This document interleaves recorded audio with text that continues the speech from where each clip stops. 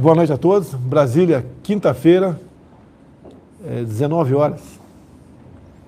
É isso mesmo? Sim, senhor. Lá na ponta esquerda, lá, a nossa prezada Elisângela, intérprete de Libras. Carlos Nadalim, que é o nosso secretário de alfabetização. Não tinha, né? Não existia. Não existia. Foi criada essa secretaria aqui, muito bem-vinda, tem muitas novidades para apresentar hoje. E aqui o Milton Ribeiro, nosso ministro da Educação. Posso falar que você é tenente R2 do Exército? Pode também? falar, presidente. Muita honra. Tenente Infantaria, R2 do Exército, infantaria. infantaria. CAC também, não? CAC também. Colecionador, atirador. Tem o porte de arma. Tem também. porte de arma. Pastor. Pastor também. Pô, mas como é que é pastor e colecionador de armas? Tem alguma coisa que impede? Não, tem A nada. Bíblia fala em alguma coisa em você não andar armado, não ter armas? Não, a Bíblia não No fala tempo lá quando a Bíblia foi escrita, naquele tempo lá, Sim. Não tinha pólvora, né? É. Não tinha pólvora. Inclusive tem um texto bíblico no Novo Testamento que Jesus fala para Pedro andar com uma espada. Compra uma espada também. Venda alguma coisa e compre espada. Não tem isso não? Venda alguma coisa, venda sua manta, sua toga, sua capa. Isso. Tinha algo parecido, né? Tem sim. É questão de arma, só quem quer a paz tem que se preparar para a guerra. Rapidamente, tem muito assunto para tratar hoje aqui, então quero lamentar o acidente de um ônibus entre um ônibus e um caminhão na região lá da rodovia Alfredo de Oliveira Carvalho, em Itaguaí, São Paulo. Conhece Itaguaí, São Paulo? Eu já estive lá, lá, perto de Avaré. Eu acho que uma cidade pequena, porque eu confesso, não ouvi falar, mas a batida deixou um saldo, né, de 41 mortos. Muito triste. É uma tristeza, qualquer morte realmente a gente sente, e sente muito mais quando são jovens, pais, mães, filhos. Então, nossos sentimentos aos familiares e amigos dessas vítimas lá em Itaguaí, São Paulo. Eu passarei bastante rapidamente aqui para poder entrar na pauta mais importante, que é a educação. Então, mais uma matéria hoje, da mídia, né? E, de vez em quando, ou muitas vezes, acerto. Né? Sei que eu recebo muita crítica, apanhei muito por causa disso. Então, a matéria aqui, uma pesquisa feita pela universidade, né? O UERJ, o FMG, USP e o UFRS. 4 universidades, Sim. dizendo que a atividade física regular reduz em 34% o risco de internação no caso de Covid. Falei lá atrás, no meu caso, eu falei, né, pelo meu passado de atleta, eu não generalizei, se pegasse o Covid, não sentiria quase nada. É o que eu falei. Então, o pessoal da mídia, a grande mídia, falando que eu chamei de gripezinha a questão do Covid. Não existe um vídeo ou um áudio meu falando dessa forma. E eu falei pelo meu estado atlético, minha vida pregressa, tá? Que eu sempre cuidei do meu corpo, sempre gostei de praticar esporte. Depois de um acidente que eu tive na Brigada Paraquedista, onde quebrei os 2 braços e 2 pernas, e lá embaixo, né, na época eu falava que era astrágalo, lá perto da região do calcânio ali. Eu realmente perdi a condição de um atleta de ponta nas Forças Armadas e passei a ser apenas um futebol, um peladeiro, uma caminhada, trotezinho de vez em quando, natação, mas nunca deixei de praticar esporte. Então, nunca fui um sedentário e disse que se o Covid chegar um dia em mim, eu não sentiria quase nada pelo meu passado de atleta. O pessoal foi para a gozação, para o lado que eu estava menosprezando as mortes, que eu estava zombando, e agora tenho aqui, então, uma publicação, acho que é do UOL Folha, se não me engano, falando de pesquisa dessas 4 universidades, que quem, repetindo aqui, exerce atividade física regular, reduz em 34% o risco de internação. Eu costumo dizer, eu não chutei nada. Eu estudei, conversei. Por exemplo, Nadalim, se você tem um mal X, né, e foi acometido de um Y também, e você toma o remédio Z para o mal X, né, e o mal Y também é curado. Você não chega à conclusão que aquele remédio serve para os dois? Simples, né? A questão do Covid. África subsaariana, abaixo ali do deserto do Saara. Muito comum malária. A pessoa, quando era atendida com malária e Covid, tomava hidroxicloroquina e ficava bem. Conclusão. Se A é amigo de B, B é amigo de C, logo A é amigo de C. Não é isso? Matemática. Simples. Então a conclusão foi essa. Zombaram de mim, chamaram de capitão hidroxicloroquina. Agora, não apresentava alternativa. Verdade. Então, se você... E outra coisa, A hidroxicloroquina era usada, sempre foi usada, é usada há mais de 50 anos. Verdade. Aqui no Brasil. Inclusive, falava, né, quando eu fui acometido, que eu tomei hidroxicloroquina, porque por 2 dias, por 2 vezes por dia, faziam eletrocardiograma em mim. Mentira! Que falaram que, naquela época, a hidroxicloroquina provocava arritmia. Depois, ô Milton, Sim. a Sociedade Europeia de Cardiologia disse que a hidroxicloroquina não causava arritmia. Perderam mais uma. Perderam todas. Tá? Eu não quero com isso me vangloriar. Eu não chutei, nós pesquisamos, eu conversava com muita gente, era ciente da minha responsabilidade. A questão da máscara, eu não vou falar muito porque ainda vai ter um estudo sério falando da efetividade da máscara. Se ela protege 100%, 80%, 90%, 10%, 4% ou 1%, vão chegar a esse estudo. Tá? Acho que falta apenas o último tabu a cair. E nós sempre disse, devemos preservar, tomar cuidado dos mais idosos, que eu e o Milton aqui, você também teve, né? Tomou o quê, Milton? Olha, quem me receitou... Não, eu sugeri você procurar o médico, você procurou o médico, que foi o mesmo médico que receitou a hidroxicloroquina. Foi muito bem, foi muito bem. Sem problema. Tô aqui, né? Eu, no dia seguinte, estava bem. Você pode ver, quem está vendo agora, está vendo números agora, mortes por 1 milhão de habitantes. Outros países estão passando o Brasil, como a Argentina passou o Brasil. Agora, como é que está sendo tratada essa questão na Argentina? Primeiro, nós sabemos que o lockdown está sendo um dos mais agressivos que se tem conhecimento. E nós vimos estudos de outros, como se não me engano, Nova York, dizendo que a grande maioria dos que se infectaram com a Covid foi em casa, não foi na rua. Foi mesmo. E outra coisa, a questão da economia. Agora tem mais um estudo aqui, mais um. Esse aqui não é do Brasil, não sei falar inglês. Então é Instituto de Pesquisa Econômica Americana. O nome do estudo é o custo do lockdown. O nome do estudo, custo do lockdown. Rapidamente aqui. Ansiedade, o sintoma de ansiedade aumentou nos Estados Unidos 3 vezes. Aumentou em 4 vezes o sintoma de depressão. A depressão, eu não sou médico, não. Quem sabe o que pode levar à depressão? Quem sabe aí? Uma pessoa com depressão pode acontecer. O que ela pode fazer? Inclusive se matar. Até praticar o suicídio. É claro.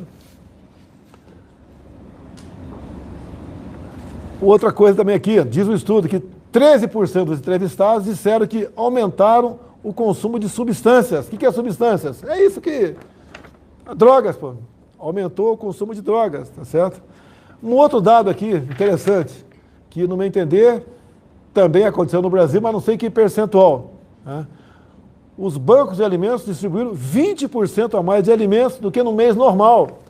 Uma pergunta aqui, alguém aqui aumentou de peso esse ano? Por favor, alguém sabe se aumentou de peso?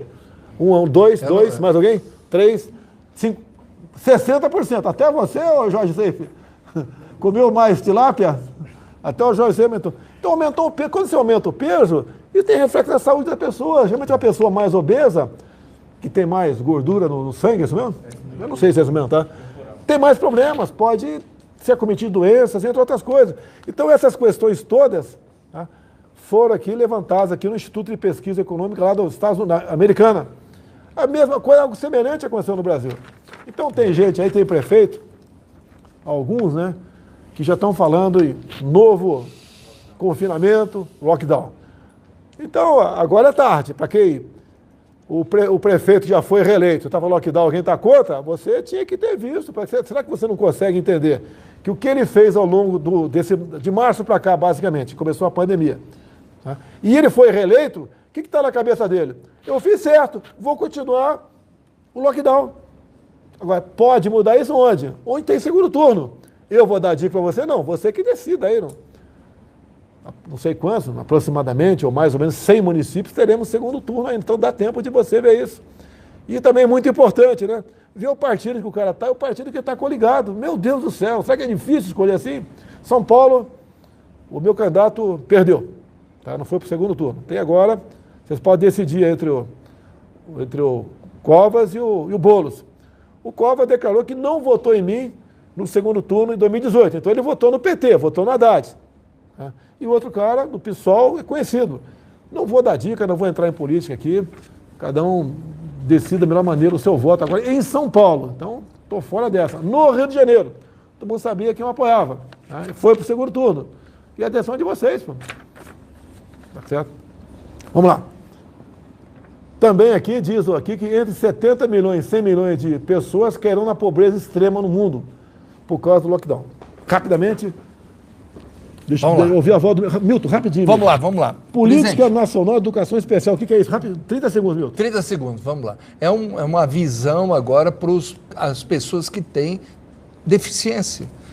É uma inclusão, mas mais do que inclusão, é uma maneira de cuidar dessas pessoas, sobretudo das crianças. Eu não sei os milhões de pessoas que têm algum tipo de deficiência, mas são milhões de pessoas. Na escola, são em surdos, torno de são cegos, problema de autismo, síndrome de Down. Então isso não tinha? Não tinha, era só incluir. Pegava a criança e jogava lá dentro da sala. Presidente, nós não vamos querer fazer isso, nós damos essa opção, damos opção para a família decidir e criamos também classes especiais. Você criou aqui o diploma digital.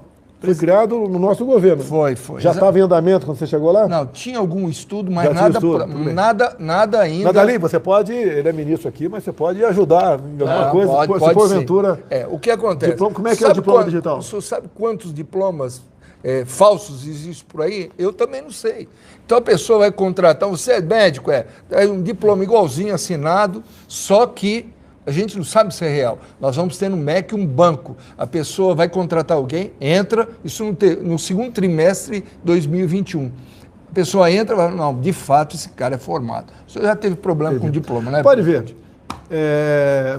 Os cubanos, foi no governo Dilma, Sim. que veio para cá. Os diplomas dele, ninguém teve acesso. Tá? Inclusive se falava muito que grande parte eram apenas agentes cubanos. Agora, o pessoal disse que eu expulsei os cubanos aqui. Não é verdade. Quando eu fui eleito presidente, antes de terminar o ano, antes de eu assumir, eles bateram em retirada, foram embora. Grande parte. Eu gostaria de fazer um teste com eles para saber o seu grau de conhecimento de medicina. Porque os informes que nós tínhamos, informes, né, não é informação, era que tinha muito agente até do Serviço Secreto cubano. Foram embora. Os que ficaram aqui, eu assumi um compromisso com eles. Presidente, tem o Revalida, que nós vamos fazer agora em dezembro. O segundo maior grupo que vai prestar, vão trazer os diplomas, são cubanos. São cubanos.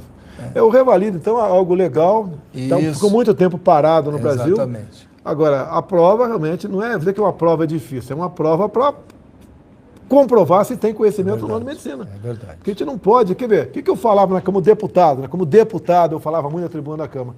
Se os cubanos são tão bons, por que não são os médicos cubanos que atendem aqui a Dilma aqui e seus ministros?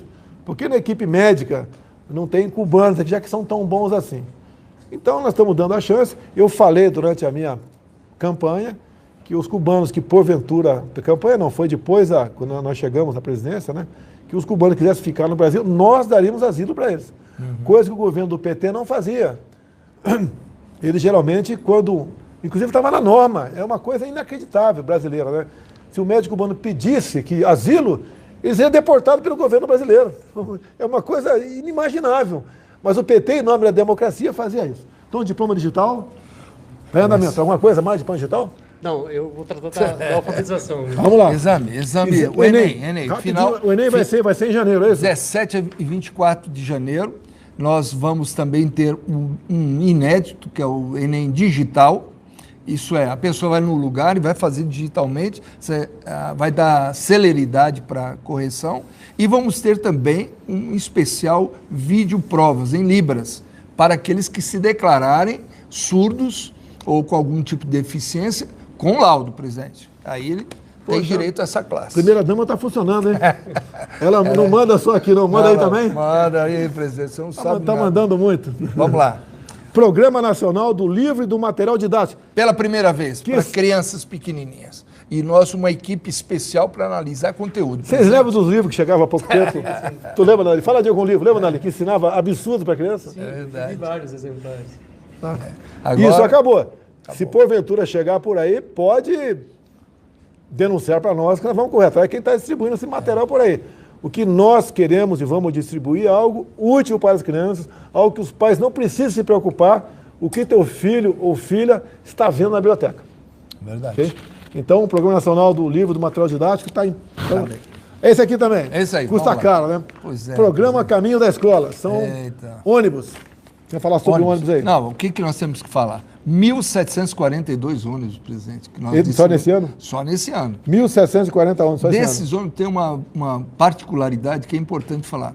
As empresas desenvolveram com o MEC um tipo de ônibus com tração nas 4 rodas, para alguns casos que são mais difíceis. Isso é um número de ônibus que nós Estou vendo aqui rapidamente alguns estados. Piauí, 100. 100. Minas Gerais, 121. Minas Gerais é o estado que tem o maior número de municípios. Sim. Tá? Vamos ver onde mais aqui. Olha o Tocantins, presidente. Santa Catarina, 135. Tocantins, 407 Pois é. ônibus. São Paulo tem também ou não? Tem. Agora, São Paulo, ele usou a nossa ata. Eles compraram mais de 500 ônibus, mas usaram a ata, aquela particularidade de comprar com preço baixo, e nós aceitamos. Mas o dinheiro foi do governo federal? Do governo estadual. Estadual, alguns. E nós, o que foi nosso, está aqui, ó. Eu acho que está por aí, ó. Tudo São bem. Paulo, foram 31 com o nosso dinheiro. Tá certo, tudo bem. Tá bem? E junto Agora, com- detalhe. Esse programa não é só entregar ônibus, Não, ele não, tem um não. custo também, um custo Tem um extra. custo. Como é que Manu- só esse manutenção. ano? Só esse ano, 701 milhões, presidente, para consertar ônibus. Para o camarada não falar, não, deram o ônibus e agora não vai ter mais nada e o ônibus vai ficar lá Quem quebrado. paga essa conta é todo mundo. Todo mundo, Agora, todo nós mundo. gastamos com educação, um país grande, 210 milhões de habitantes. Agora, nem mais ou menos quantas crianças estão no ensino fundamental, tem ideia? Essa média eu não tenho. Uns 20 milhões aí? Essa Talvez, aí essa não temos. não Né? tenho. É muita gente, mas se gasta bastante com educação também. Agora, muita gente critica, não sou eu, reclama do que não se aprende. Agora, a gente não tem como mudar a educação de um ano para outro. Claro. É uma doutrina de Paulo Freire, que no final da linha, na prova do PISA, entre 70 países, se eu não me engano, 70, nós somos aí 68º, 69º ou 70º em dadas matérias. Geralmente é matemática, o português e ciências. Exato. E na matemática, quando a gente vê, tem lá, por exemplo, uma prova, uma regra de 3 simples. Não é composta, não, regra de 3 composta. Por exemplo, 2 homens fazem 10 metros de muros em 3 dias. Se você, qualquer uma dessas variáveis fica sendo a regra de 3 composta. Complica, porque tem questão direta, indireta. Agora, regra de 3 simples, né? $1 vale R$5, $2, quantos reais valem? 70% erra na 9ª série do ensino fundamental. Então, são números realmente assustadores. Eu lembro, no tempo de moleque, tinha a tabuada na régua ou no lápis. tinha, E você tinha que saber. Hoje em dia, a tabuada também é algo difícil para um número considerável de garotos que estão na 9ª série do ensino fundamental. O que isso reflete no final da linha? Uma mão de obra nossa que Exatamente. é formada com deficiência. Temos emprego, temos serviço que vem de fora do Brasil para cá. Você não tem aqui dentro, formado aqui dentro. Você pode ver, até é bom pegar a tua opinião aqui. Uhum. Uma escola, eu não falo o nome não para te evitar problema, uma escola aí particular, renomada, ensinando a linguagem do terceiro sexo, né? Falando meninex, em vez de meninos e meninas. Pô, se a gente tivesse dando banho, né? Se fosse uma Coreia do Sul, um Japão, um tigre asiático, podia até fazer uma podia até pensar que está errado, fazer uma brincadeira, você respeita até pensar. Agora, uma escola adota isso, o que a garotada ganha com isso? É verdade. Agora, por outro lado, nós tivemos a questão de uns 40 dias, os garotos nos visitando, olha a capacidade do estudante brasileiro. Na Olimpíada de Matemática, nós fomos, se eu não me engano, 2º ou 3º lugar no mundo. Foi sim, eu estava junto. Aí, na economia, fomos bicampeões mundiais. Foi. Eu estava nesse dia. A capacidade do brasileiro, do jovem, é enorme. O que falta?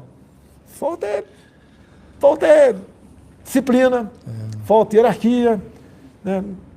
Fazer com que realmente os professores possam exercer sua autoridade em sala de aula.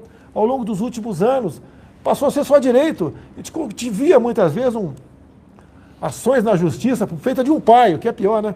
Que tirou o celular da mão do moleque e estava fazendo brincadeira em sala de aula para ele poder aprender. O pai está com ação contra os pais. A gente vendo pugilato em sala de aula, luta, briga, guerra de carteira. Isso até pode ocorrer, mas você tem que tomar uma providência para impedir e para inibir que outros façam isso. A educação nossa foi largada. Eu costumo dizer, a educação foi excepcional para o propósito do PT. formar militantes no final da linha. Foi muito bem implementado. Igual o socialismo na Venezuela. Foi muito bem implementado. Por isso que está uma porcaria. Por isso a educação está uma situação complicada. A gente sonha dali. É possível, né? A prova do Enem, a primeira, se não me engano, foi no ano 2000 ou 2010. Tá? Foi 2000, se não me engano. É de 3 em 3 anos. A outra prova vai ser em 2022. Tá? Dá para a gente sair do 60º para baixo PISA. do PISA? É possível isso aí? Bom, qual que é o nosso projeto no MEC? Primeiro, a criação da Secretaria de Alfabetização, presidente, porque por meio da criação dessa secretaria, nós começamos a defender o uso de evidências científicas no desenho de políticas educacionais.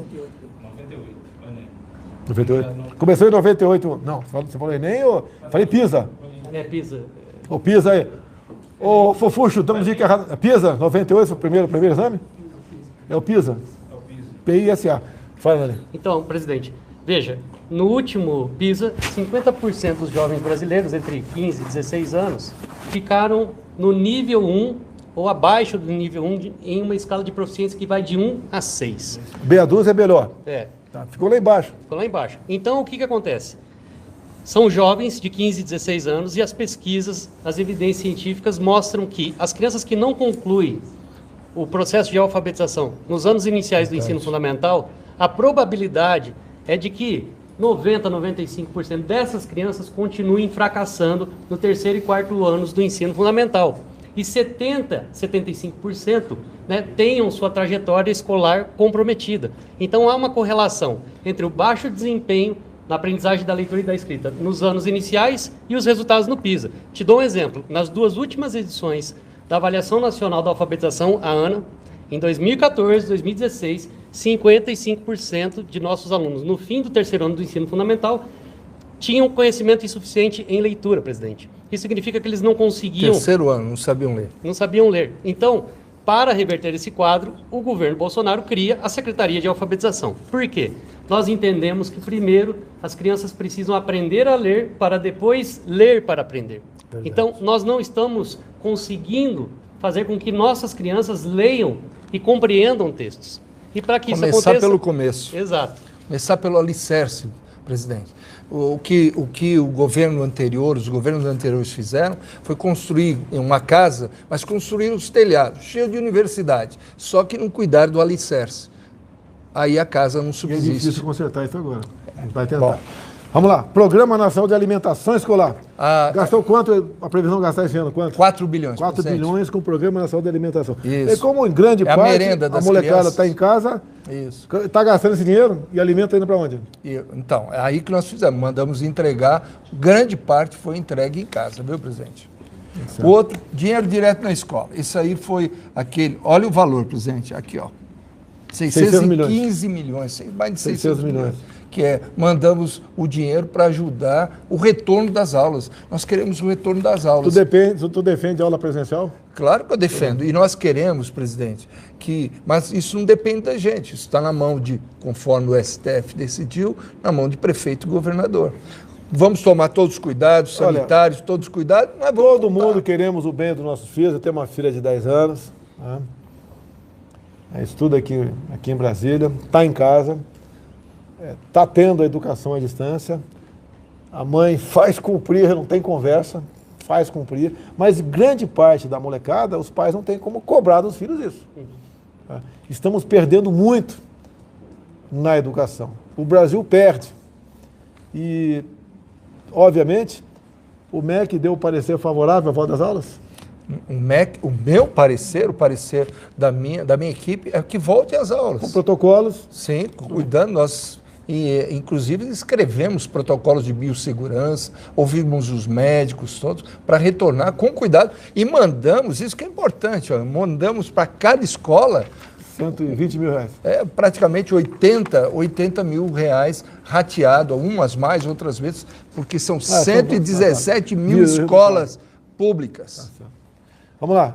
Programa Alunos Conectados. Tem a ver com isso? Então, tem a ver. Agora, a criança não pode ir para a escola, ninguém pode ir para a escola, nós providenciamos 400 mil chips para que aqueles que estudavam agora em Instituto Federal e universidade pudessem ir para a escola.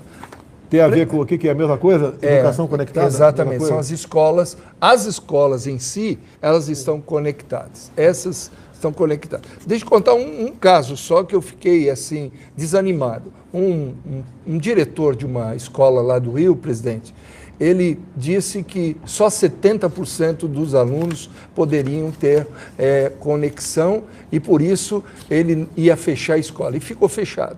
Então, como só 70% e não 100%, é a mesma ideia de um barco está afundando, tem 100 pessoas, tem só 70 salva-vidas, ele prefere afundar com todo mundo e não dar os 70 salva-vidas para aqueles que pudessem socorrer. É uma lógica maluca. Antes de passar por nada da linha aqui, Sim. Alguns órgãos de imprensa publicaram na semana que no governo Jair Bolsonaro ia privatizar a transposição de São Francisco. Tem um acordo de mais ou menos 10 anos atrás, foi assinado, não sei se no governo Lula, governo Dilma, que a transposição é uma coisa antiga, ninguém nunca disse que é meu, né? Nós estamos concluindo obras, estava parada em média 10 anos, que ninguém quer privatizar nada. O que foi feito um acordo que os estados beneficiados, tá, pagariam os custos da energia elétrica gasta na transposição. E apesar do acordo, nenhum estado paga nada para o governo federal. Então é isso que está em discussão. É o custo da geração. E da nossa parte não vai cobrar. Eu tive lá, ajuda a lembrar aqui, tanta cidade que eu tive lá no interior do Ceará. E chuta o nome aí, fala o nome aí. Da tanta cidade aí que não tem cabimento você cobrar R$10 que seja dessa pessoa, não tem cabimento. Tá certo? E obviamente, essa notícia visa botar a gente contra o nordestino. A gente vai conviver com mentira por muito tempo. Imagine, né, em 2022, como é que essas fake news, essas mentiras vão estar potencializadas por muita gente, pregando aquilo que pregaram durante 2018, quando eu vim candidato, dizendo que eu era inimigo do latino, que eu ia fazer maldade com gays, que eu ia transformar o país de machistas, né, homofóbicos, xenófobos e entre outras coisas mais aí. Você é R2 de infantaria, é isso? Sou sim. Vamos lá, você... Então, o que acontece? Todo mundo que passa pelo serviço... Você passou, o serviço militar obrigatório, claro, entre aspas, né? Se bem que é uma briga para... eu fui voluntário. Não é obrigatório. Eu já estava na universidade quando eu desisti e fui para o... Eu nunca tive conhecimento de CPOR, o NPR, pegar alguém no laço. Não, sempre tinha voluntário lá. Sempre tinha voluntário. Tá? Eu fui então, o Milton aí fez um ano, depois deve ter feito um estágio e foi para cuidar da tua vida. Sim. Alguns poucos servem o Exército por até 8 anos, que era no passado a média 8 anos. Uhum. Então, quando ele sai de lá, ele consegue ter uma carteira de identidade. Aqui é como se fosse um diploma dele, né? Uma carteira de identidade. Foi acertado com a defesa, todos os militares R2, todos podem adquirir a sua carteira de identidade militar, independente da idade. Se ele tiver 90 anos de idade, 100 anos de idade, ele pode ter a sua carteira. Então eu vou entrar na fila lá. Vai entrar na fila? Pô. Tem que pagar, hein? Aquela merrequinha vai ter que pagar, hein? Eu pago para você. Tá bom, obrigado, presidente. Então, o pessoal R2 aí, é liberada a carteira de identidade. Tá? Inclusive, quem falou muito comigo sobre isso aqui, eu vou citar o nome dele aqui. Né? Todo mundo que é R2 acho que conhece, né? É desembargador aposentado, R2 de artilharia, Egas Moniz de Aragão Dacker. Conheceu por acaso? Não. Ele fez parte da ORE, a ORE é a Associação de Oficiais da Reserva. Então está resolvido, foi conversado com o ministro Fernando da Defesa, resolveu esse assunto aqui. Hoje fizemos a 8ª edição do Revogaço, ou seja, buscando desburocratizar, desregulamentar. Hoje nós revogamos 304 decretos. Né? Então o total de decretos do meu governo, que nós já revogamos, foi 3.397. Cada um decreto que nós emitimos, né, assinamos, 5 nós revogamos. Eu paguei missão para o ministro Jorge, que agora está indo para o TCU. Olha, cada um decreto que eu for obrigado a assinar, por força de lei até, você tem que revogar 2. Ele entregou 2,5 vezes que eu pedi para ele. E mais ainda, o total de normas que nós revogamos, em 2 anos, superior ao revogado em 20 anos de governos anteriores. Então, é o compromisso com a desburocratização. Está indo bem, graças a Deus. Uma excelente notícia também. nós tivemos uma pandemia, tá? Isso aí começou a interferir no número de desempregados do Brasil, os invisíveis, né? Os informais, que eram aproximadamente 38 milhões, perderam completamente a sua renda, muitos zeraram, que não tinha mais como vender nada na praia, porque estava proibido na praia. A loucura. Tá? Se a vitamina D, eu falava lá, tá? Não sou médico, mas conversei com o médico, que a vitamina D ajudava a inibir, né? A impedir que você desenvolvesse o Covid, a Covid. A vitamina D, né? Então a vitamina D você consegue fixar. Onde? Tomando banho de praia. Eu vi cena absurda de tal cara, ele com o filho dele, numa prancha de surf, a polícia militar, por ordem do governador, cerca o cara, corre atrás do cara, o cara sai d'água, ele é algemado. Um absurdo, pô, um absurdo. Tá? Então, olha só, então para evitar aí o desemprego, o governo tomou várias medidas, auxílio emergencial, foi criado o PRONAMP, um programa de apoio a pequenas e microempresas, que foi criado pelo governo, mas a iniciativa da lei foi do senador Jorginho Melo, Santa Catarina. Eu acho que o projeto mais excepcionais que tivemos, né, não veio do governo federal, a iniciativa foi lá do Senado, do senador Jorginho Melo, que realmente segurou milhões de empregos no Brasil. O Jorginho entrou com a proposta, né? E nós, obviamente, bancamos o custo disso aí. Se eu não me engano, não, é 32 bilhões de reais custou isso aí para a gente. Tudo bem. Então, olha só. Em julho, nós já tivemos o tal do CAGED, que é o Cadastro Geral de Empregados e Desempregados. Começou negativo, março, abril, foi lá para baixo nos empregados, aumentou demais o pessoal com carteira assinada, mas em julho tivemos a primeira sinalização positiva, agosto outra, setembro outra, e agora outubro, tivemos os dados de outubro. Mostra que o Brasil criou 394 mil vagas com carteira assinada. E, em grande parte, é pela desburocratização também. O pessoal costuma criticar muitos governos anteriores, né? E como eu votei favorável, eu quero elogiar aqui o ex-presidente Michel Temer na reforma da CLT. Aqui muita gente critica, o cara tirou direito. Ninguém tirou direito de ninguém.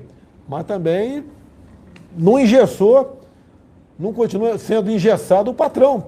Verdade. Inclusive, eu falei que o Paulo Guedes de novo vai aparecer. Esse ano está difícil, comecinho do ano que vem.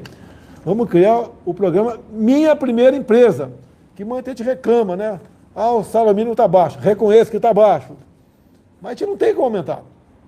Porque assim, isso aí reflete diretamente nos aposentados e pensionistas, e temos uma gama enorme de aposentados e pensionistas, né? Reflete no pessoal aí no BPC, benefício de prestação continuada, tá?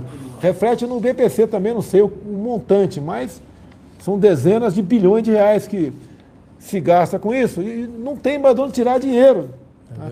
Então quem reclama vai ter a chance de montar a sua empresa, o governo vai dar uma fórmula, alguma ajuda, obviamente, e o cidadão pode deixar de ser empregado, deixar de procurar emprego e montar a sua empresa. Presidente, dá licença eu falar sobre esse tema aí, sobre trabalho. Os Estados Unidos não tem nem um terço, nem um quinto dos direitos. O pessoal quer ir para lá, né? E o povo dá vida no deserto. Ninguém está defendendo aqui, vamos acabar com o trabalho. Ninguém está defendendo, está mostrando claro. Um exemplo. Tem brasileiros, quando vão para os Estados Unidos, não querem voltar para cá. Mas vem uma questão cultural também. Não é fácil você mexer em alguma coisa que não me acuse de querer acabar com o direito trabalhista. Mostrei apenas um exemplo. Os direitos continuam existindo. A reforma do Temer foi proposta também em 2002. E daí, o que a esquerda fez? A internet era bastante... pouca gente na internet. Naquele tempo, se não me engano, ainda muita gente usava no telefone. Discada. Como é que é o nome? Internet de escada. Internet de escada, o telefone ainda. E a internet divulgou que quem naquela época tinha votado na Câmara para flexibilizar o direito trabalhista, tinha votado para acabar com fundo de garantia, com hora extra, licença gestante, 13º. Mentira! Até porque esses direitos estão garantidos lá no artigo 7º da Constituição. E nem por outra proposta de emenda da Constituição podia tirar de lá, porque isso daí, segundo os juristas, são cláusulas pétreas. E isso foi feito, né, foi proposto em lei. Então, o que dizia a lei? Você poderia, por exemplo, tem férias para tirar, você poderia negociar suas férias, receber o adiantamento de férias, tá? Antecipar, chamava-se flexibilizar, ninguém perdia direito nenhum, apenas era flexibilizado. E naquela época, quem votou favorável apanhou muito da imprensa, onde o PT cresceu, fez a maior bancada de deputados federais na Câmara, que foi o PT, que foi contra essa proposta. Certo? Mas, na verdade, tudo que é amarrado demais, muito rígido, você acaba tendo prejuízo. É igual um casamento, quando um ou outro é ciumento ao extremo. O casamento está fadado, não dá certo. Então, onde é que está a minha esposa? Né? Onde está meu esposo? O que ele está fazendo? O que ele está fazendo? Chega em casa e começa. Acaba tendo problema. A questão trabalhista é a mesma coisa. O patrão quer muitas vezes pagar um pouco mais, mas quando ele vê lá na frente, se ele, por exemplo, estiver quebrando, não está vendendo mais nada, e vai ter que demitir alguém, é tanto direito para pagar que o elemento vai ter que vender a fábrica dele, a casa, o cachorro, o papagaio, para poder pagar direitos. Então, por isso, há esse represamento grande na questão trabalhista. Então, flexibilizar não quer dizer acabar. Espero aí que a Folha de São Paulo e o Globo não vai dizer amanhã, que na minha live de hoje, né, eu falei que vou acabar com o direito trabalhista. Tá? Então vamos guardar esse pedacinho, porque se botar para a gente mostrar que não foi isso que foi tratado aqui. Energia do Amapá, na madrugada de ontem, foi 100% restabelecida. O problema começou no dia 3 de novembro. Tá? Se não fosse o governo federal, a previsão de volta à normalidade seria de 2 meses. Ou seja, só 3 de janeiro. O pessoal passaria Natal e Ano Novo, o pessoal do Amapá, sem energia elétrica. O pessoal me criticou. Não é competência do Estado essa rede de energia. Mas o que nós fizemos? Por questão de solidariedade, de respeito ao povo do Amapá, para atender, em grande parte, a bancada do Amapá, para atender o presidente do Senado, Davi Alcolumbre, que nos procurou também. E quando estourou, o pessoal vai para cima do Executivo. Não foram para cima de quem de direito, mas atendemos a todo mundo, informações precisas passadas para nós, pelo presidente do Congresso Nacional. No dia seguinte, o Bento Albuquerque, nosso almirante, ministro das Minas e Energia, já estava lá em Macapá e começou a tratar do assunto. Quem, em primeiro lugar, foi acionado para suprir energia nos pontos mais sensíveis? Exército e Marinha. Aeronáutica não foi porque faltava uma unidade mais de peso na região. Tinha de peso da Marinha e do Exército. Geradores nossos. Imediatamente a Aeronáutica também entrou em ação como? Transportando de Manaus para o estado do Amapá geradores existentes na região. Se eu não me engano, foram 40 geradores que foram ligados em série. E aos poucos fomos restabelecendo energia.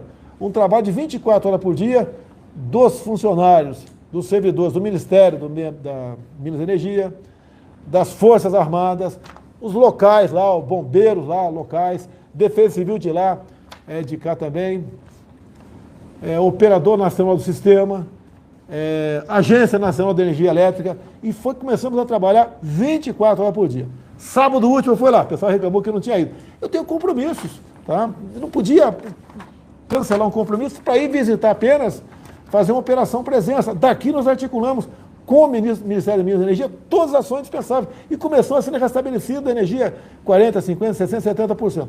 Sábado, estava na reunião, foi sábado, reunião do G20? Começou sábado. Reunião do G20, era até 2 da tarde, 1 da tarde eu decolei. Fui lá, sim, para prestar solidariedade, para conversar, e fizemos o que tinha que fazer, e deu um azar. Quando decolei de volta, uma rua lá de Macapá pegou fogo nos fios. Pronto, o pessoal desceu ali, veio fazer demagogia aqui, aquela história toda. Pô, pessoal, acontece, pô. A empresa que distribui energia lá é privatizada, certo? Faltou a fiscalização. O Ministério das Minas e Energia está apurando a responsabilidade. Bem, de boa notícia, anteontem, quarta-feira? Terça-feira. Na madrugada, às 3h30 da manhã do dia 24, o segundo transformador da subestação de Macapá, que veio de balsa, pesadíssimo, veio de Manaus de balsa, foi ligado e restabelecido 100% da energia do Amapá. Agora, o que precisa fazer, e o ministro Bento está fazendo, além de apurar responsabilidade, né, vamos ver agora, que agora compete a ANEEL, que é uma agência, tá, ver que possíveis sanções, possíveis orientações, possíveis cobranças pode ser feita junto à energia para que isso aqui não volte a acontecer. Último caso aqui, caso Robson. Tá, ele está preso, na Rússia, desde o início do ano passado, que ele entrou com remédio lá, que para nós aqui não tem problema nenhum, mas para a Rússia isso é tido como drogas. Tá? Ele chegou, abriu a mala dele, tinha o remédio, foi autuado, foi para casa na Rússia, 30 dias depois foi chamado e foi preso. Tá? Pelo que chegou ao meu conhecimento, conversei também com o jogador Fernando, que agora está jogando na China. Tá? Todas as providências foram tomadas, tudo foi feito para ajudar, mas a justiça e a questão de drogas lá na Rússia é bastante grave, não é como no Brasil. A gente vê muito ali o cara é preso com cocaína aí, a posto de liberdade, numa audiência de custódia, tá? etc.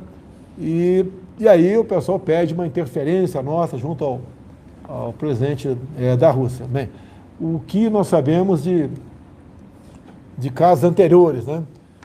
Já teve caso semelhante ao dele, que o presidente da Rússia concedeu ali o indulto ou mandou a pessoa de volta para cumprir a pena no seu país. A questão de poucas semanas, foi aí o embaixador nosso para a Rússia, entregou uma carta nossa, foi com o senador Trade, se não me engano, lá de Mato Grosso do Sul, Nelsinho Trade, se não me engano com ele, foi lá para... Fizemos o contato, não com o Putin, foi feito contato lá com o equivalente do ministro Ernesto, tá? E está em andamento. E agora, mas a decisão do governo russo só acontece depois do julgamento. Então, até o julgamento não existe possibilidade, né, ou muito difícil resolver o assunto. Então, está esperando o desfecho dessa questão e, se Deus quiser, a gente pode trazer o Robson de volta, que não tem nada a ver com outro traficante que foi preso no passado e condenado a pena capital em outro país. Aquele outro entrou com cocaína escondida. Esse aqui não tem nada, o Robson não tem droga nenhuma.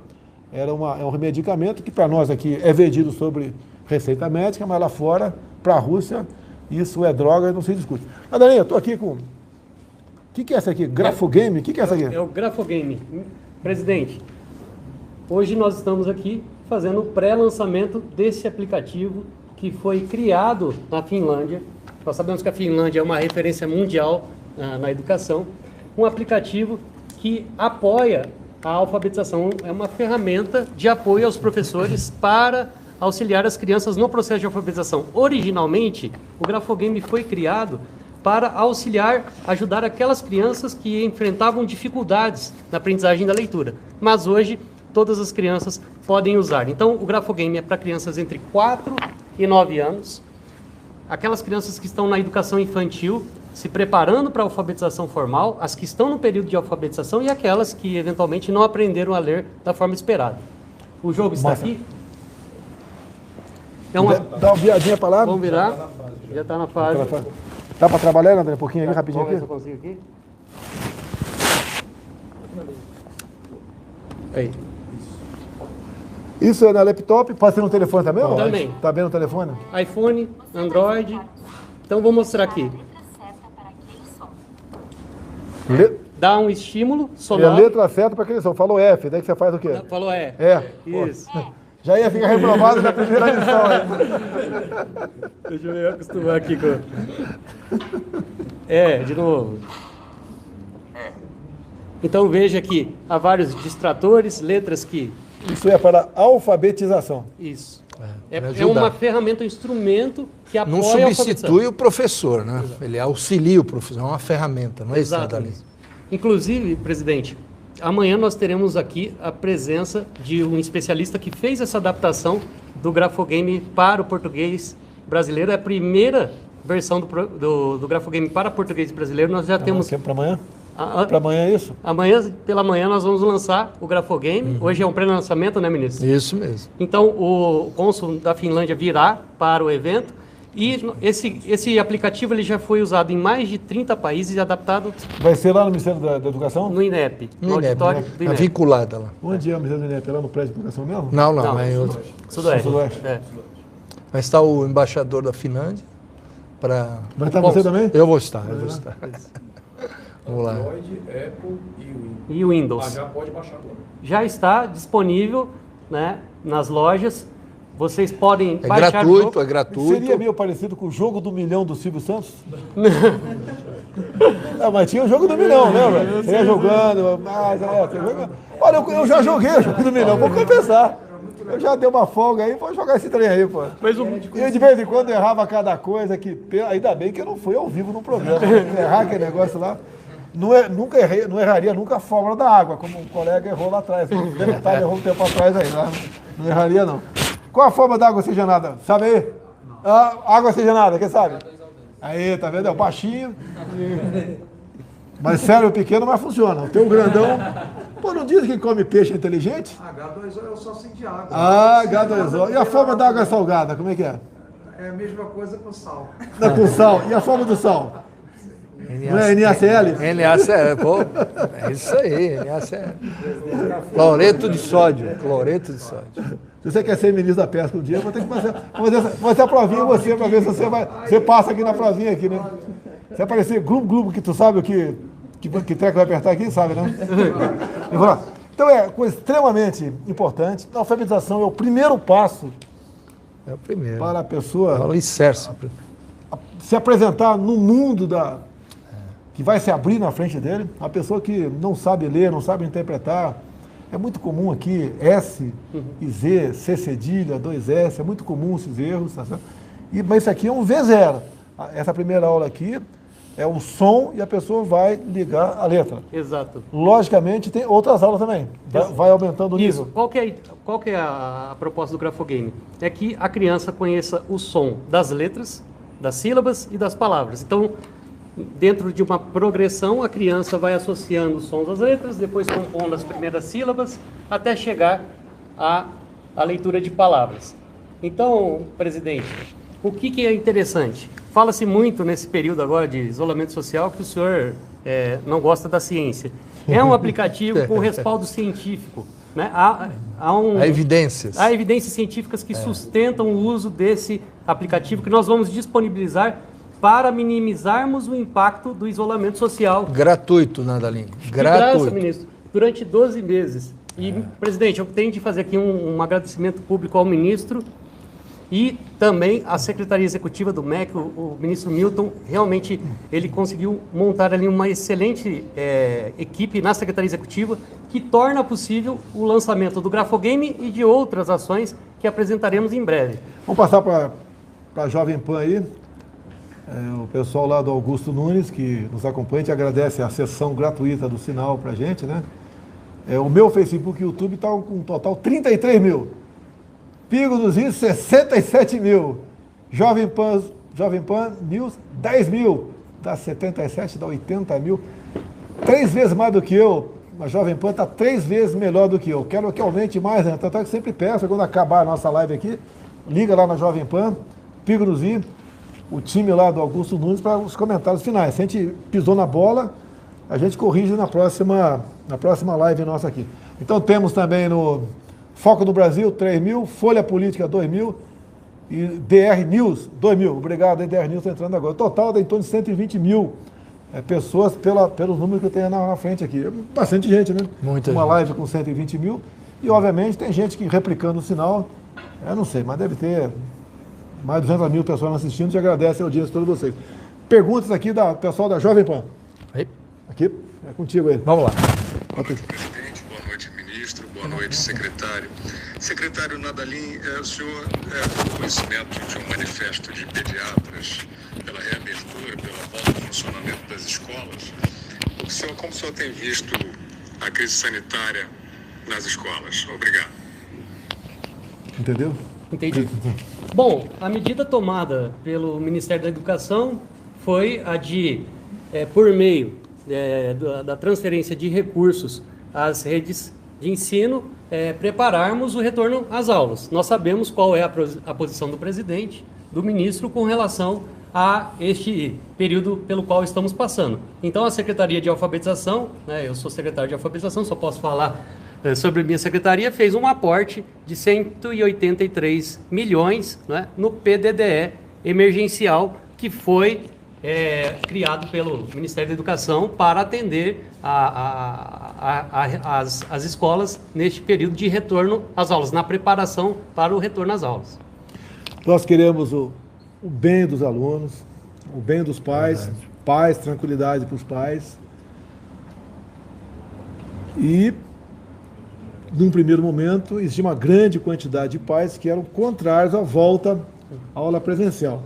Esse número, esse percentual ao contrário, tem diminuído. Eu não sei hoje em dia, mas eu acho que a maioria já são favoráveis à volta presencial. Mas uma parte ou outra considerável é contrário.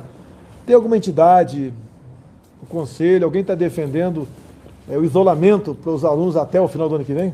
Tem.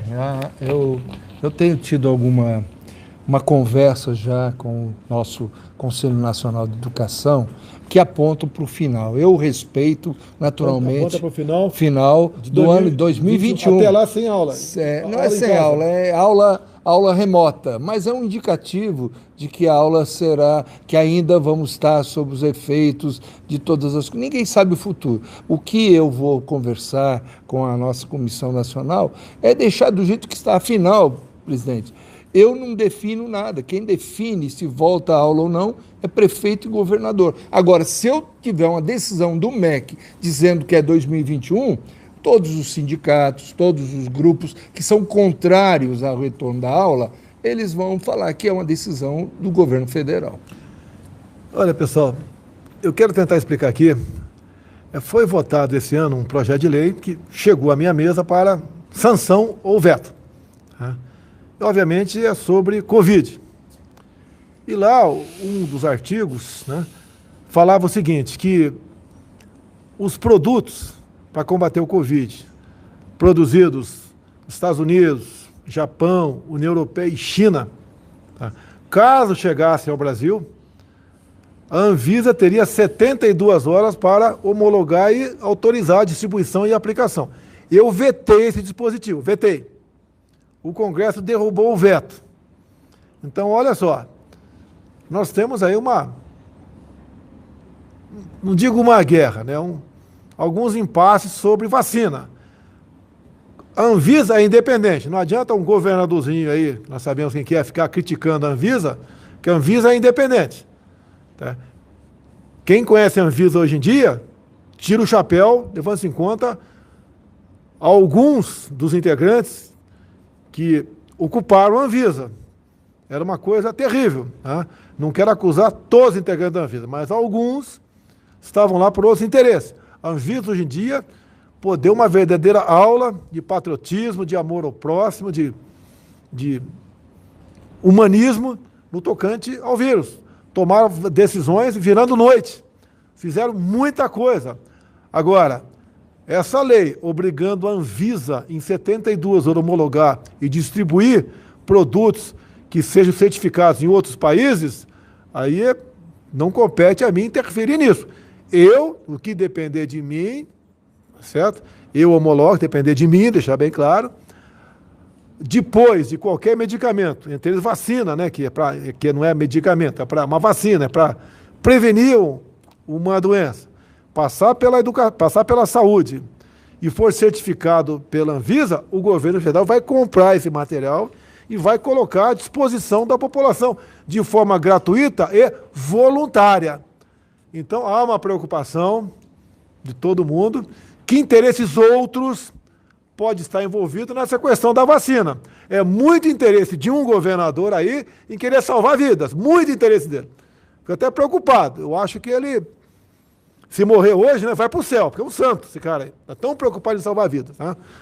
É um santo da calça apertada, tá certo? Mas tudo bem, tá? A questão é séria, temos que ter responsabilidade nisso aí, e não é falar que vou brigar, vou fazer aquilo. Eu acho, com todo o respeito ao parlamento, que eu fui parlamentar também, a derrubada desse veto meu não foi bem-vindo. Nós não queremos atrasar nada. Tanto é que, uma vez certificado pela Anvisa, qualquer medicamento, qualquer vacina, da nossa parte, imediatamente, nós providenciaremos a compra e um programa, um plano nacional de imunização está praticamente pronto na saúde para a gente vacinar quem quer. Eu não vou perguntar aqui para o Milton ou para o Nadalim, se eles vão tomar a vacina ou não. Tá? Eu digo para vocês, eu não vou tomar. É um direito meu. E tenho certeza que o parlamento não vai criar né, dificuldade para quem, porventura, não queira tomar vacina. Porque quem não tomar vacina, se ela for eficaz, se for duradoura, se for confiável, né, quem não tomar está fazendo mal para si mesmo. E quem tomar a vacina não vai ser infectado. Então não tem que preocupar. Se 200 caras aqui, quem trabalha comigo não tomou e eu tomei, eu estou safo. Vocês que não tomaram, problema de vocês. E a questão da vacina obrigatória, outro dia eu botei na minha página no Facebook, né? Estava com um cachorro do meu lado, vacina obrigatória só para o Faísca. O mundo caiu na minha cabeça, dizendo que eu queria vacinar obrigatoriamente contra a Covid o cachorro. Cachorro é vacina antirrábica, pô. Você não pode falar nada que se leva para maldade o tempo todo. Tudo que se fala é para maldade. Ele está desprezando os mortos, ele está ignorando, está fazendo pouco caso, está sendo prepotente. O tempo todo, né? Uma parte... Eu vou falar, Globo, Folha, Estadão, é o tempo todo fazendo isso aí. Não tratam essa questão, esses órgãos de imprensa, com responsabilidade, que tem que ter. Eu tenho responsabilidade. E vi muita gente, muito ministro meu falando, médico, falando que não toma vacina de forma obrigatória. E agora, o que a gente espera que aconteça? Que o país que esteja colocando à disposição essa vacina para nós, paga, comprada, aplique nos seus. O país X, por exemplo, a vacina é muito boa. Quantos habitantes tem teu país? Tem 20 milhões de habitantes. Alguém tomou a vacina? Não. Você vai tomar aqui? Agora, é uma adesão pessoal. Nós não sabemos, ninguém sabe ainda, nem conhece o vírus direito. Qual é o possível efeito colateral do vírus? Cada um pode pensar 1 milhão de coisas. É um direito dele. Agora, obrigar o cidadão a tomar a vacina, ou quem não tomar, não vai poder tirar passaporte, tá? Não vai poder, ajuda aí, abrir conta no Banco do Brasil, ajuda aí. Não pode fazer concurso público, não pode viajar de avião. Pô, isso aí isso é uma ditadura, pô. E quem defende isso é um ditador. Ou então, ele é um falso ditador que está a fim de fazer negócio. Estou deixando claro? Está a fim de fazer negócio com a vida dos outros. Está todo mundo preocupado com os efeitos do vírus. Um dos efeitos, né? Para quem tem comorbidade ou uma idade avançada. Eu estou no grupo de idade avançada. Pode ser óbito. Te lamenta. Tá? Pode ser. Agora, tem muita gente idosa que está em casa e está aguardando a vacina e diz que vai tomar qualquer vacina. É um direito dele. Nós vamos oferecer a vacina. Mas tem que passar pela Anvisa. E a Anvisa é um órgão sério. Tem um diretor presente sério lá, o doutor aí, Antônio Barra. Tá? É uma pessoa séria, médico. Teve na ativa por uns 40 e poucos anos, trabalhando, né, na Marinha do Brasil, um almirante. Né? E quer e faz a coisa séria.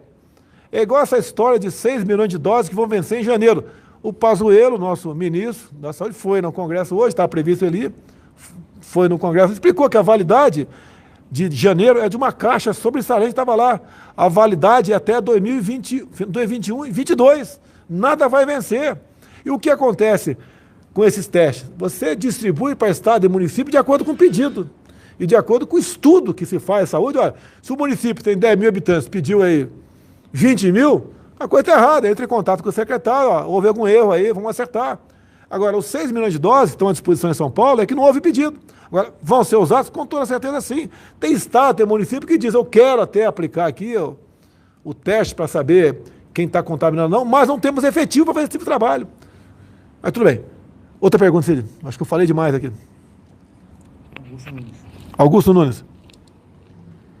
Boa noite, presidente. Boa noite, ministro Milton Ribeiro.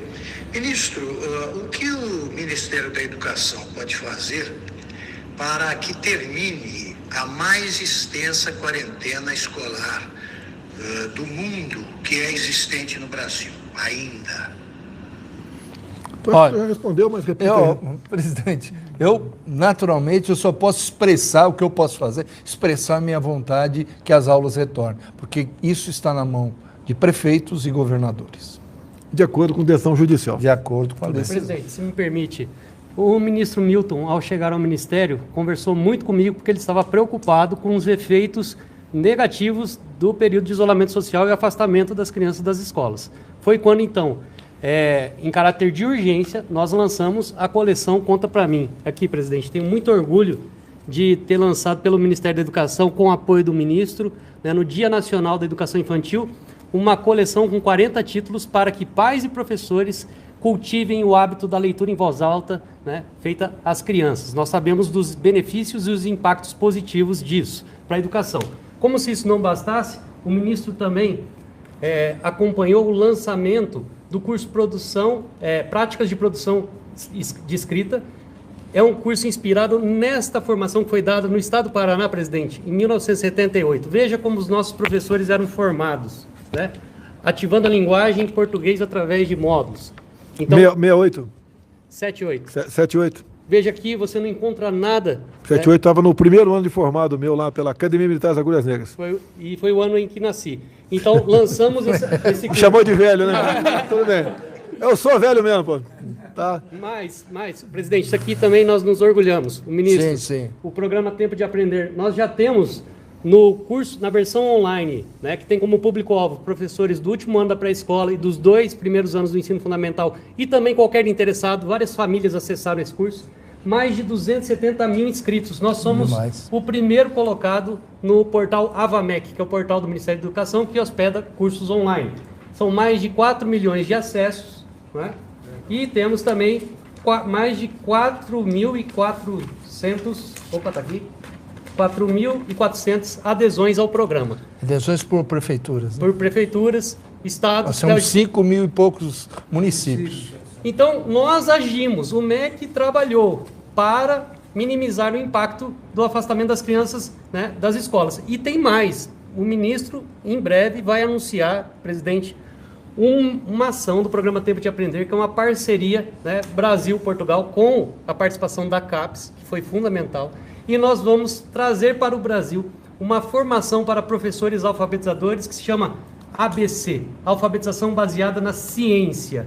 E nesse curso, nossos professores serão valorizados e vão receber uma formação com padrão internacional. Então, o MEC está trabalhando para minimizar os impactos do afastamento das crianças das escolas e temos essas questões políticas, né, que estão envolvidas, mas nós, nas secretarias, estamos fazendo o máximo para minimizar o que está acontecendo com nossas crianças Brasil afora. E nós, né, todos nós, devemos a nossa formação aos professores. Eu sou eternamente grato aos meus professores que tive. Eu lembro de alguns nomes, eu lembro lá. Eu estudei em 1964 no Grupo Escolar Coronel Siqueira de Moraes, em Jundiaí. Eu lembro que tinha lá a professora Tutu, tá? Era o nome dela, Tutu. E eu lembro do meu lado sentava a aluna Rosana. Quando botava você sentado lá de uma menina, você ficava com vergonha, era um castigo que você sofria. E a gente ali aprendia alguma coisa, né, que estava faltando algo para a gente melhorar a educação. Então, todos nós lembramos, nossos professores, somos gratos a eles, recordações maravilhosas deles, tá? E nós devemos cada vez mais valorizar o professor e devolver a ele, que foi tirado, em parte, né, a autoridade em sala de aula. No meio, desculpa aqui, você não vai fazer isso, mas por mim, o aluno entrou na sala de aula, o professor entrou, o aluno tem que se levantar. Tem que chamar o professor de senhor, o professor de senhora. Tá? Não de tio. Tem que ser tratamento dessa maneira. Tá certo? Mas, lamentavelmente, isso foi, aos poucos, sendo relaxado, e as consequências estão aí, como dissemos no início do programa, né? Prova de PISA, as notas lá embaixo. Isso é ruim para o Brasil. Nós não podemos importar serviços, importar profissionais, porque não formamos certo tipo de profissões no Brasil aqui a contento. Tá? Isso é uma mudança que é demorada e nós estamos fazendo o possível para atingir esse objetivo. Tá? A questão de doutrinação ainda existe no Brasil, isso tem que ser evitado, combatido. Sala de aula é um local para a criança aprender uma profissão, aprender a ler, escrever, matemática, química, biologia, e não ficar aí sendo doutrinado para ser um bom militante lá na frente, que não leva a lugar nenhum. Cid, vamos lá, nós estamos passando de 1 hora aqui, vamos lá. Boa noite, presidente. Boa noite, ministro Milton Ribeiro. Boa noite, secretário Carlos Nadalim. Ministro, gostaria de saber como está a adesão ao programa de implementação de escolas cívico-militares. Havia a meta de se estabelecer 216 escolas nesse modelo até 2023. O senhor acredita que essa meta será cumprida? Como está a adesão dos estados? Obrigado, boa noite, presidente. Eu recebi a notícia, presidente, caro jornalista, de que o estado do Paraná somente o Estado do Paraná decidiu por assembleia um modelo de escola cívico-militar. Todo lugar que eu vou, presidente, todo prefeito, toda autoridade, pais pedem esse modelo de escola. É que o MEC, nós não temos perna para poder atender a todos, mas o que eu entendo é que todo mundo está querendo retornar a esse modelo em que haja respeito, um pouco mais de coordenação dentro da sala de aula. Estamos cansados de ver professor apanhando de aluno em sala de aula. Sem disciplina, sem hierarquia, não se atinge objetivo nenhum. Os estados do Amazonas e Goiás estão de parabéns. Há mais de 10 anos, eles adotaram uma escola militarizada. Basicamente, quem dá aula, em grande parte, são policiais militares, bombeiros militares. E as notas dessa garotada batem lá em cima, em qualquer prova. A aprovação, percentualmente falando, em relação às demais escolas do Brasil, é lá em cima. Tem escola que todos são aprovados para a universidade, todos. E baseado no quê? Hierarquia e disciplina. Estamos aqui, por falta de recursos, a pandemia atrasou muito a gente. Eu queria inaugurar no começo do ano que vem o Colégio Militar de São Paulo. O embrião foi criado lá no CPOR de São Paulo, alguns poucos alunos estão frequentando, mas infelizmente só em 22 nós podemos inaugurar. Vai ser lá no Campo de Marte, né? Uma escola militar realmente fenomenal. Tá? Inclusive, eu vou falar aqui, eu estava reunido em São Paulo com um grupo de empresários, né, na pré-campanha, começando a campanha. Em dado momento, tinha uns 20, eles falaram em ajuda para a campanha financeira. Bem, não podia mais ajudar como doação, né, empresarial, tá certo? E eu falei para eles, eu não agradeci a ajuda financeira, mas gostaria que eles me arranjassem um recurso depois das eleições. O nego não entendeu nada. Pô, esse cara quer dinheiro depois das eleições? Sim, ajuda legal depois das eleições, para fazermos o Colégio Militar de São Paulo. Se comprometeram. O recurso no momento está sendo da União. E nós vamos aqui, a escola na iminência de ser concluída, nós vamos procurar a Fiesp. Eu tive ontem com o Paulo Scaff, não toquei nesse assunto, mas já conversei com ele no passado sobre esse assunto. Há o interesse dele também, da Fiesp, em ajudar essa escola, botando ali computadores, laptops, carteiras, ajudando a pintura, para aquele trabalho final do Colégio Militar de São Paulo, que vai ser um dos maiores colégios militares do Brasil. Durante a campanha, vou me cobrar, né? Eu falei que gostaria de criar um colégio militar em cada capital de estado que ainda não tivesse. A pandemia atrasou e muito a gente, né, complicou a questão orçamentária. Tá? Assim como a questão da tabela de imposto de renda, queria adiantar, né? A questão da pandemia atrasou a gente na economia. Então, muita coisa atrasou. Conseguimos, tá, uma grande vitória do governo federal, foi a manutenção dos empregos. Tá? Mas a gente espera, como a economia está voltando em V, como diz ali o Paulo Guedes, está voltando em V, que nós baixamos, em especial, abril, maio, foi lá para baixo, ultrapassou quase 1 milhão de desempregados nesses poucos meses, mas quando chegou aqui em julho, começou já a reagir. Tanto é que no mês de outubro agora foi criado quase 400 mil novos empregos no Brasil. Então, escola, educação, é o futuro nosso. Nós estamos aqui, entrando no 5G, isso mesmo? Isso mesmo. Tá? Inteligência artificial, cada vez mais informatizado. Eu estava em Cidolândia, uns 2 meses atrás, entrei numa colheitadeira lá de milho, se não me engano. Milho. Pô, você aperta um botão pelo GPS e vai embora. Agora, tem que saber operar aquele negócio lá. O motorista ele tem que ter um conhecimento para operar aqui. Se não tem conhecimento, não vai operar. Cid, mais a última pergunta? Salve, muito boa noite, presidente Jair Bolsonaro. Boa noite, ministro Milton Ribeiro. Ministro, no início da gestão do presidente Bolsonaro, houve a proposta de transferir para o Ministério de Ciência e Tecnologia o ensino superior. Houve uma aceitação muito boa aqui na área educacional, porque deixaria o governo federal, o Ministério da Educação, centrado no ensino fundamental. Existe a possibilidade, ministro, de fazer essa mudança? Eu queria que o senhor falasse também sobre o peso da folha salarial no Ministério da Educação. Olha, Obrigado. De nada. Olha, o que acontece é o seguinte, a pandemia, ou a doença do Covid-19, ela simplesmente paralisou algumas ações administrativas. E esse assunto, eu cheguei fazem 4 meses, não tive oportunidade de conversar a fundo com o ministro Marcos Pontes. Mas eu creio que, num futuro, a gente pode até estudar isso. Mas, por enquanto, nós não temos nada definido a respeito desse tema, da possível transferência da escola superior toda, porque é um mundo muito grande, hein, presidente? É complexo, né? Complexo, meu Deus. Olha só, quem foi o Fiuza? Quem foi que falou essa pergunta aí? Zé Maria. Olha só, Zé Maria. Né? O Partido Verde entrou com uma ação no Supremo, não sei qual é o nome da ação, pedindo que, no caso da lista tríplice que chega ao meu conhecimento, chega na minha mesa, eu seja obrigado a escolher o primeiro da lista. Tá? Olha, realmente, isso está em lei. Tá? Eu não sei qual vai ser a decisão do Supremo. Mas se é para escolher o primeiro da lista, por que tem que chegar na minha mesa para assinar o ato de posse daquele novo reitor?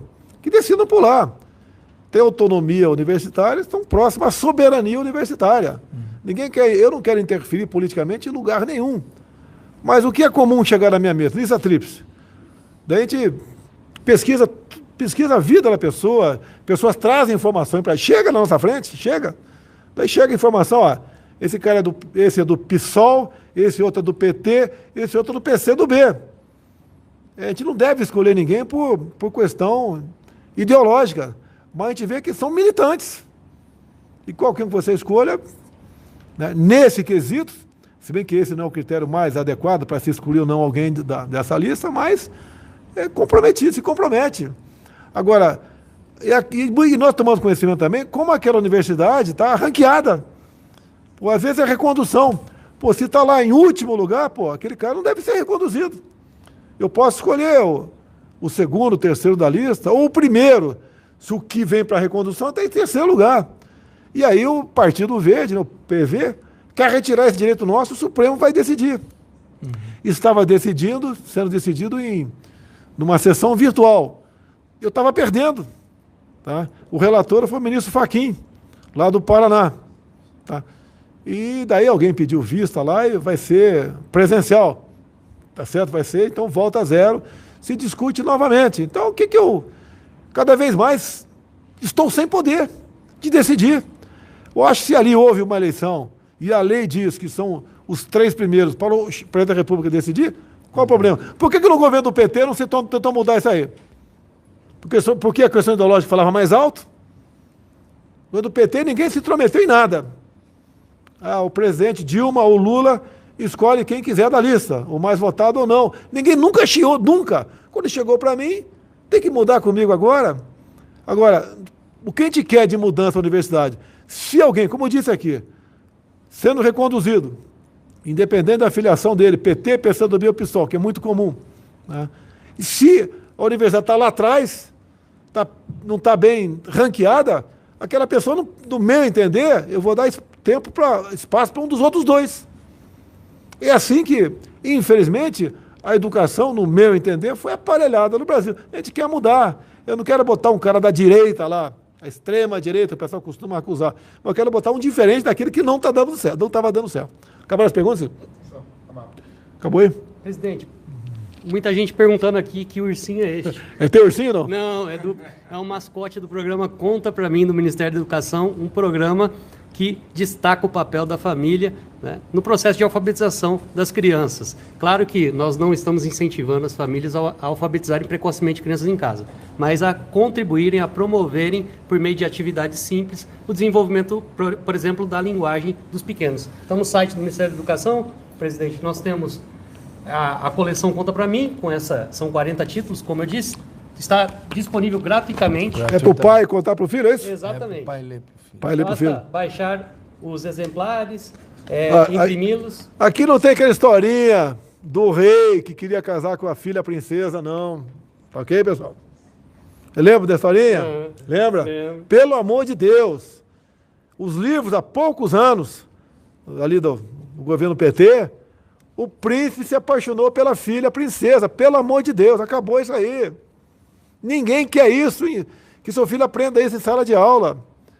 Ninguém quer que o filho, em sala de aula, né, ensine para ele que não interessa que ele seja, ele vai decidir o sexo se tiver 12, 13 anos de idade.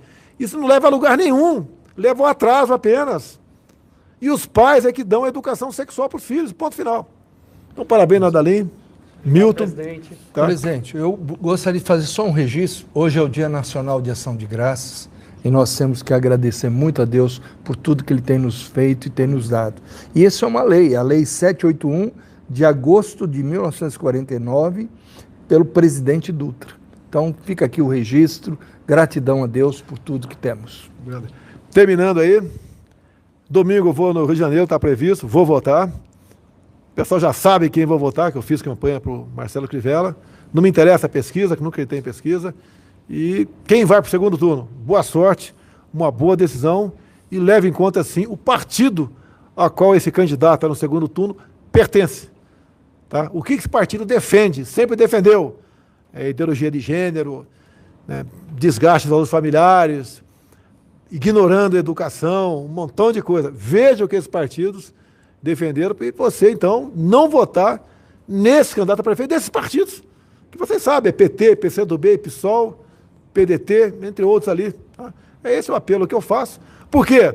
O futuro do teu filho vai passar pelas mãos desse prefeito. Esse prefeito vai decidir se a escola vai estar fechada ou não e o que, em parte, vai ser ensinado em sala de aula, o que ele vai defender. O que, muitas vezes, esse candidato a prefeito, né, prometeu a um partido coligado a ele.